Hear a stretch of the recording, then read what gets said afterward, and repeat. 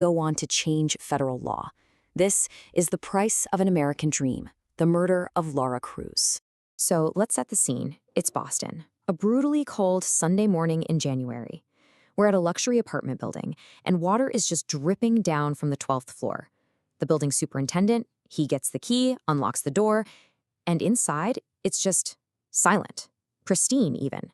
That is, until he sees the water seeping out from under the bathroom door. So he pushes it open, and that's when he finds her, a young woman, fully clothed, lying in the bathtub.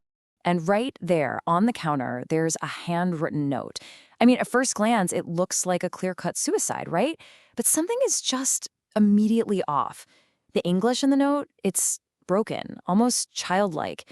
And then you look at the victim's hands. There are wounds that tell a completely different story, a story about a fight for her life. So, was it really a suicide? Or was this the perfect cover for a murder committed by a man who wore a badge? Well, it didn't take long. Within just a few days, detectives confirmed their suspicions. This was no suicide. And their prime suspect? The victim's own husband. A man sworn to protect and serve. A detective with the Boston Police Department. Okay, so that brings us to our first section, a staged suicide. You might be wondering, how did investigators know almost right away that they were looking at a murder scene? Well, the answer is in the details. All the little things that just didn't add up. Yeah, the whole suicide story started to fall apart almost instantly. I mean, look at the scene. First, Laura Cruz, the victim, she's found fully clothed in the tub. A little strange, right? Then there's the note. The broken English just didn't match Laura's own writing. She was a university grad with flawless English. The biggest red flags, though, she had defensive wounds on her hands, and there were scratches, fresh scratches, on the prime suspect's forearms.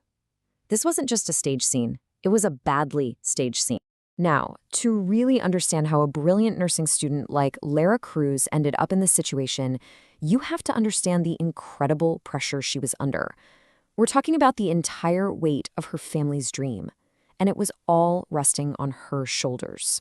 And this number right here, this is the key to the whole story. 850,000 Philippine pesos. That's the total amount her family managed to scrape together for her nursing education in America.